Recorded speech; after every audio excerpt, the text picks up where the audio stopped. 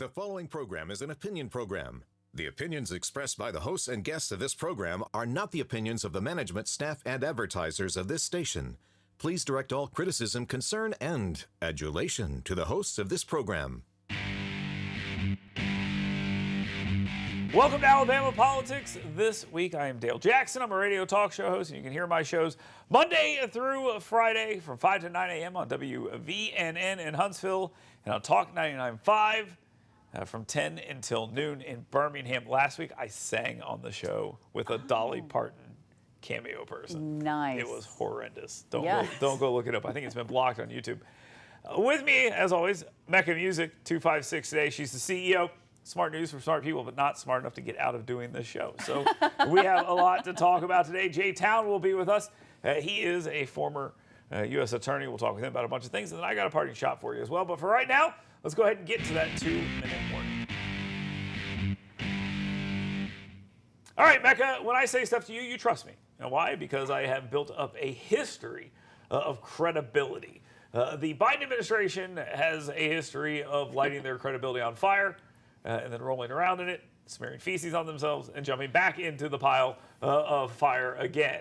And whether it comes to the balloons, and are they aliens, the Palestine train derailment, and all that nonsense, or the Biden laptop, there is a credibility problem here, and the mainstream media is turning on them a little bit on a lot of these things. Becca, is there a way for them to get back on track here? It just seems like just credibility as a whole, with Buttigieg, with Karine Jean-Pierre, all these people, they find themselves saying things that are untrue or silly, and this week has been really bad from all this stuff. I would say it hasn't been a strong week, a good week for them, definitely. But as far as the credibility and the trust, I mean, not many politicians can say, hey, you can trust me, I'm the best. And also, I don't think I've ever trusted you. Just to say that, if you would remember, you did once tell me that you were attacked, and I was all worried about it. And I was genuinely scared for you. You're a sucker. I got it. All right. So the point is this, and look, the last guy didn't have much credibility either. Institutions as a whole have suffered greatly. The DOJ is having a whole issue right now, so Trump was an issue, Biden's issue. But Biden comes out during this balloon thing this week, and he's like, look, one of them was Chinese. The other ones weren't Chinese or weren't other countries, but we don't know what they are. But they're not Chinese, but we're going to talk to Xi about it. But they're not Chinese. We don't know what they are, but they, And I just think to myself, it's like, you know what they are. One of them is allegedly like a $12 balloon you shot down with a $500,000 missile. I mean, I know it's embarrassing to say, but no, it could be handled much better. It is just, it's like, let's make it worse. Yeah, he's starting to get like pants on fire and stuff from the Washington Post and things like this. That takes a long time for people who are aligned with those entities to start getting beat up a little bit. So look, there's a credibility issue here at the top. Absolutely. Well, not only just the credibility, but the competency. Like, can you run this? Yeah. And I was going to say this about the Palestine, Ohio thing. Trains do derail a lot. This one is particularly bad because of what they did after the fact. And instead of telling us how we got to that point, there's like, first of all, nothing's going on. It's fine. I'll drink this water. It's from no, just stop. Yeah. Just let's be completely honest about what's going on. And people will trust you if you start building up credibility, and I think they've lost that. All right, let's move on here and talk about prisoners here in the state of Alabama. I envision this mass release prisoner thing in the way of like you would see a basketball game. You'd have a scoreboard, and on one side you would have prisoners doing good, and it will always be a 0 because nobody cares. And on the other side, you have prisoners who reoffend, and that number will go up every single time anyone does anything. So when people are looking at that, they're always going to say, you let these prisoners out early, and look at all the stuff they did. I think that's unfair, because the other one that has a 0 over here, you're never going to get anything. No one's going to write a story about a guy who doesn't commit a crime. Trust me. I don't commit crimes ever. No one writes stories about me. Becca, the issue that I think we have here, though, is you now have members of the legislature who are saying, we need to push this thing back. We need to stop doing early release. And these were people who were already going to get out of jail. Right. And now they want to say they'll push it all the way back to 2030. And it's like, okay, that just does away with the whole program. Is that pressure building inside the State House? Because Kay Ivey is like, absolutely not. We're going to keep going. And they said, oh, so you want the she says you want the federal government to come in and release everybody now, which is not what's happening either. But okay, sorry. But still, no. So Kay Ivey is being the adult in the room. Listen, the legislature passed this. that was her press release to say that. Yep. Yeah, I mean, exactly. She's being the adult in the room. She's not running for re-election. Will they change it? I don't know. I think it's just none of them. I don't believe.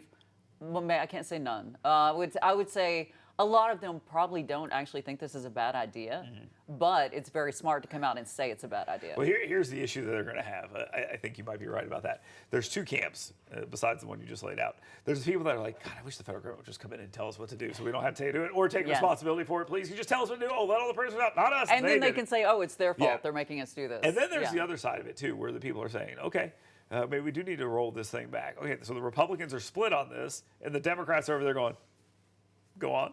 Have your fight, because they're not going to join up and say, okay, put all these people back in jail. That's because that's not their shtick right now. Their shtick right now is prison bad. That's in every possible way, as in incarcerating people is bad.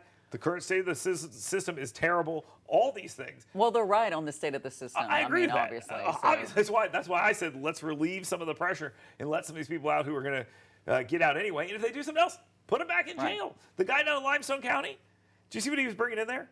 Methamphetamines, marijuana, crack cocaine, fentanyl. It's like, is it Hunter Biden? Is that was he going in there? What's going on there? Okay, I just wanted to get that in. All right, let's move on and talk about parental rights. This is an interesting bill, and we've seen these across the country where parents are getting upset with their school systems. And this is a theme that you're seeing across the country. And whether it is gender identity stuff, sexuality in general, racial things, all this other stuff that people are getting mad about, parents are sort of asserting themselves, and legislators are reacting to that. Now you have legislators in Alabama who are reacting to that and saying, okay, we're going to have a parents' rights bill. I was reading through some of these stories, and I was shocked to find the state superintendent, Eric Mackey, was like, yeah, I'm cool with this. And he said the parents should have a say in what they're doing. And I thought to myself, why don't I trust this? Like why does that? Why does that? And I like Eric Mackey.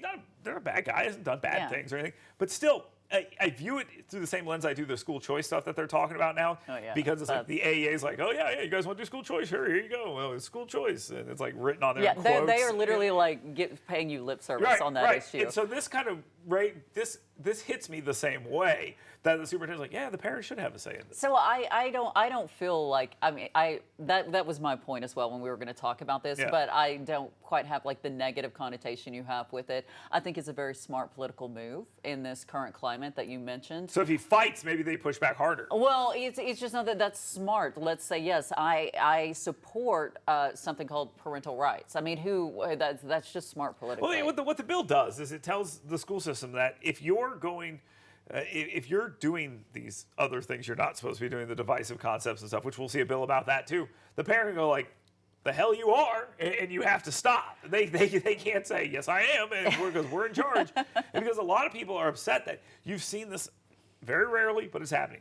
Kids transitioning at school, wearing different clothes at school, going by different names, gender identity clauses. I know that's the one because that's the one that gets the most attention. Right. But there's all these other issues here that parents are super sensitive to right now.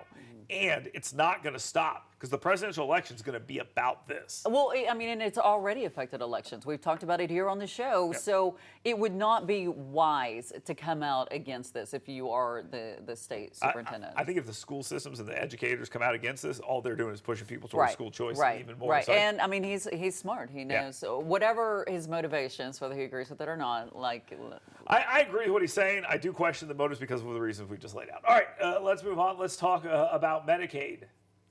Again, this is like gambling. Might as well just talk about it again. Just play the tape from the last time we talked about it. But there is talk of a Medicaid push. It's coming from within the hospitals. It's coming from within the business community. It is coming from basically everywhere. But the one place it doesn't really seem to have much traction is inside the Alabama legislature. I've talked to State Senator Arthur Orr about this, and he's been over budgets for a long time in the Alabama legislature. And he says, look, the amount of money this will cost the state is significant. You may have the first couple of years where the cost is maybe a little mitigated by the federal government, but eventually you're going to have to pick up that freight.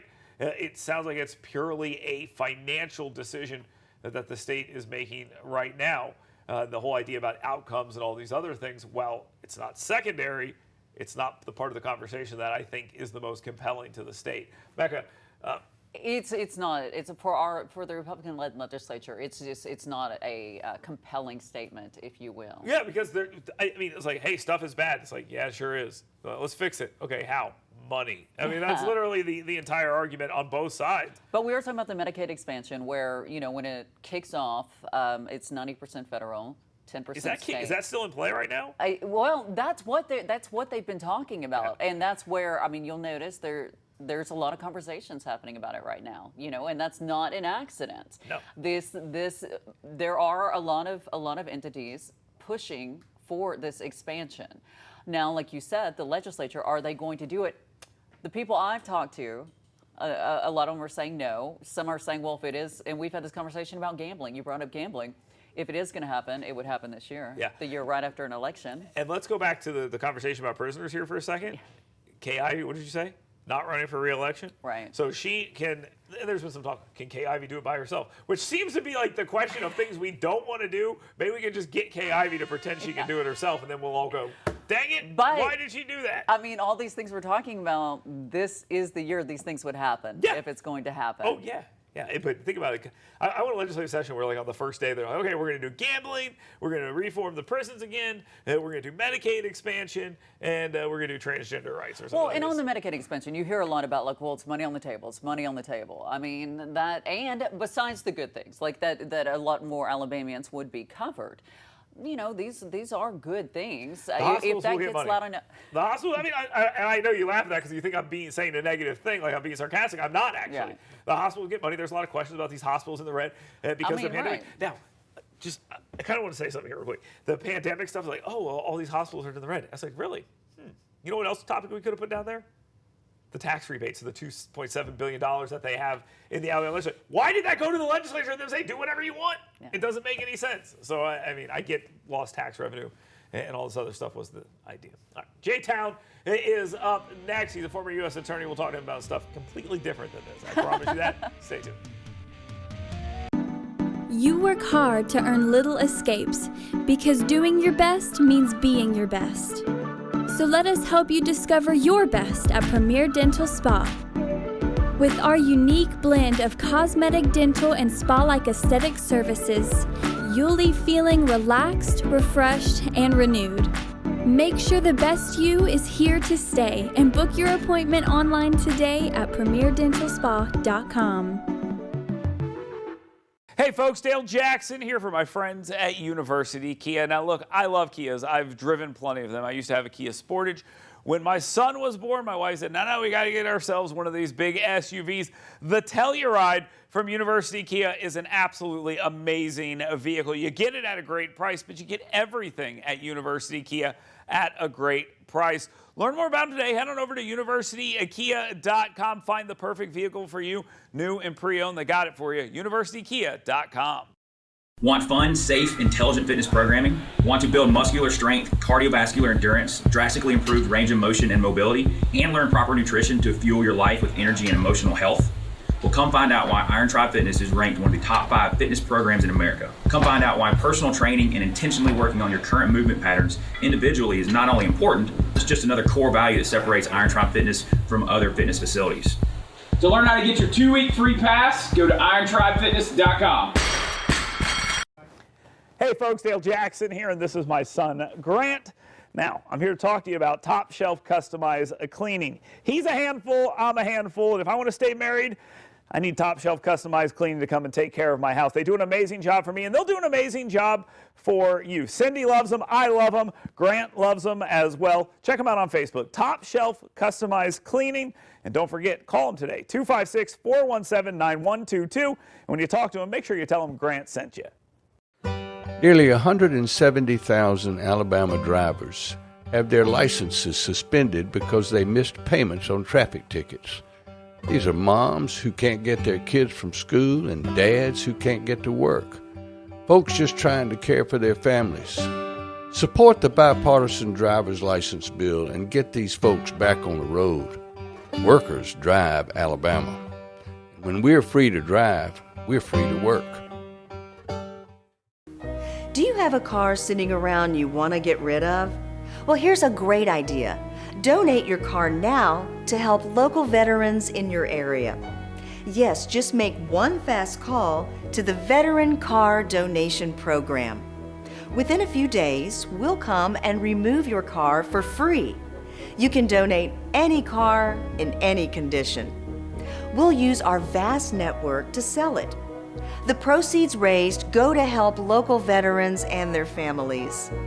And you get a tax deduction. And all you need to do is make this free call. Clean your yard up, get rid of an old car, and help the vets. We make it easy. Make this free call now. Book your fast and easy pickup.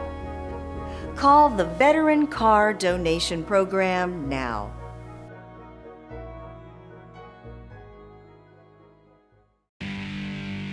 Well, welcome back to Alabama Politics This Week. I am Dale Jackson. With me, as always, Mecca Musick. And our guest this week, Jay Town, former U.S. Attorney here in the northern Alabama area, appointed by Donald Trump. And let's talk to him about a couple of things involving Donald Trump. There is an investigation, two of them, I guess, or one that is looking at both things, where someone at the DOJ, a special counsel, is looking into the documents issue and looking into January 6th at the same time.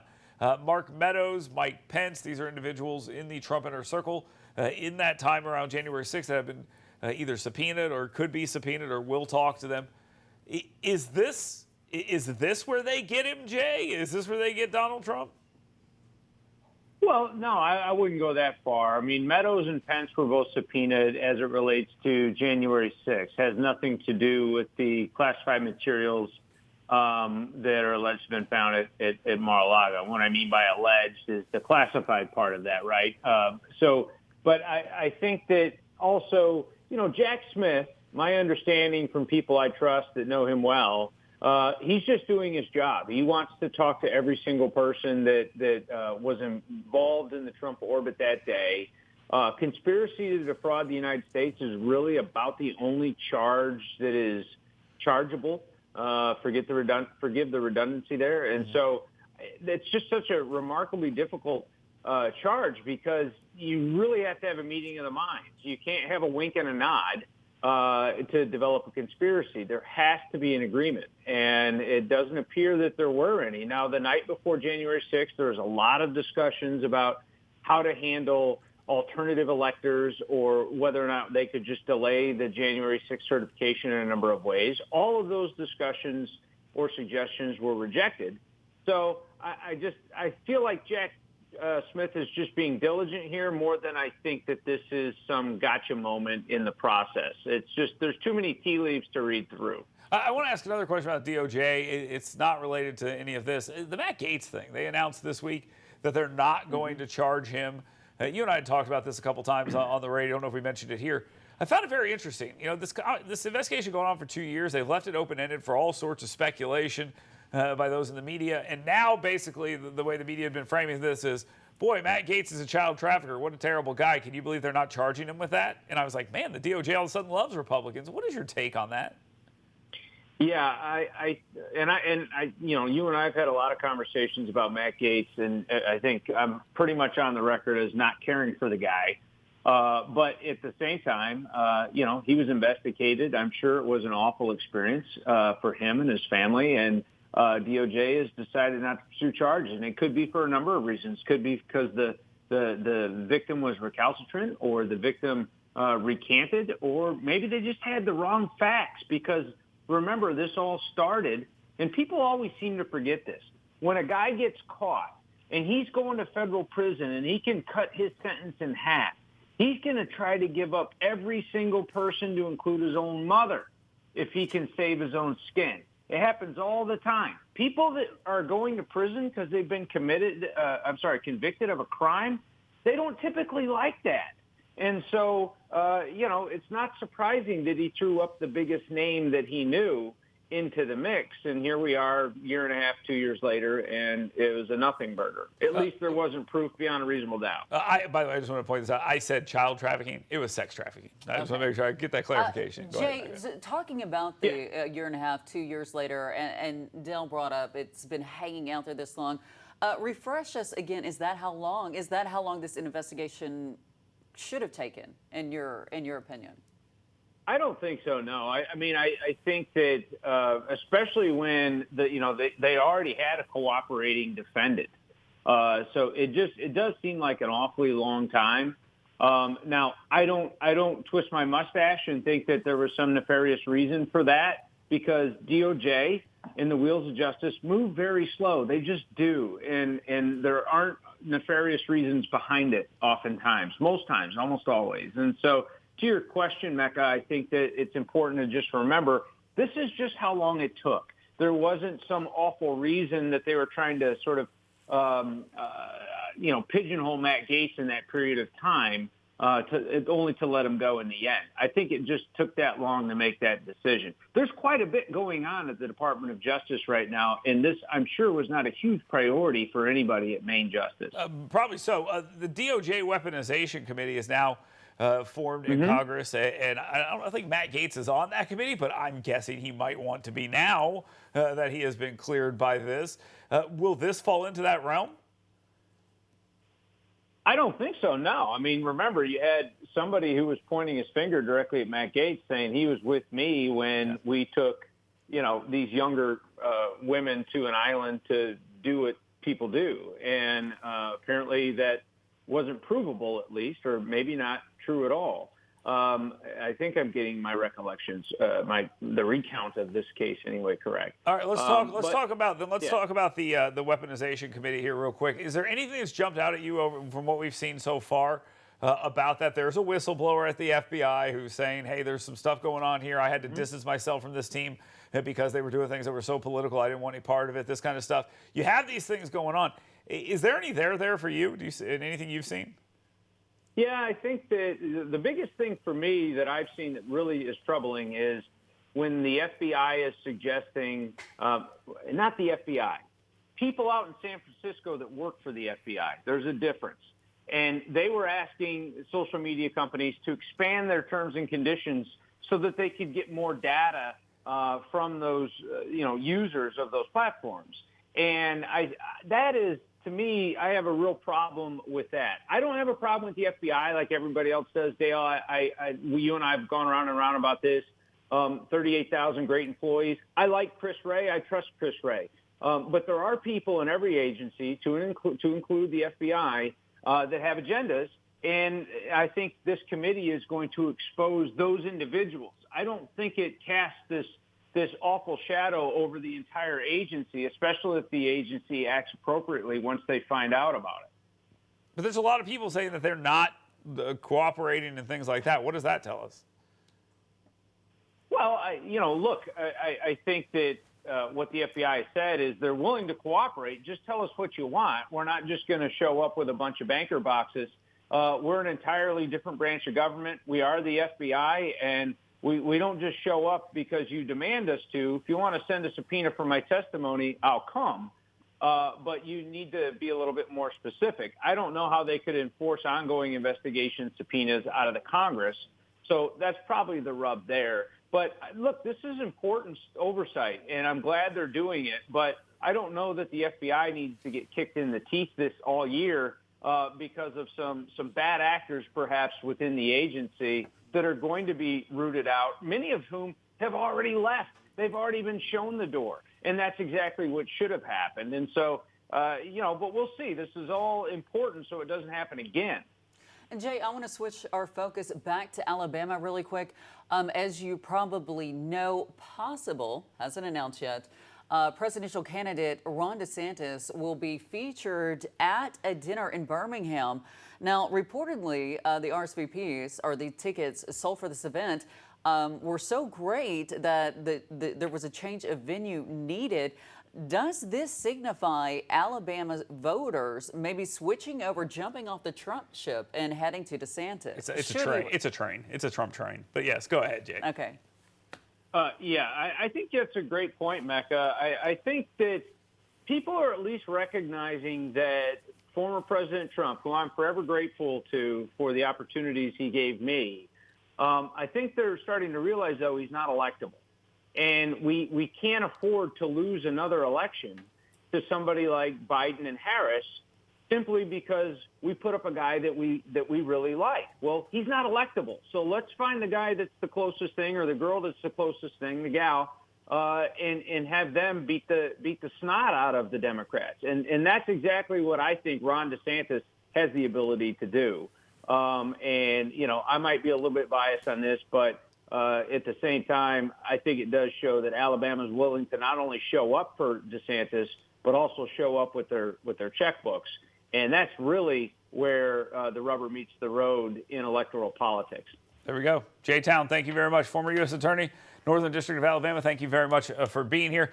Mecca is gone. Show gets better. Parting shot coming up next. Stay tuned. Hey folks, Dale Jackson here for my friends at University Kia. Now look, I love Kias. I've driven plenty of them. I used to have a Kia Sportage.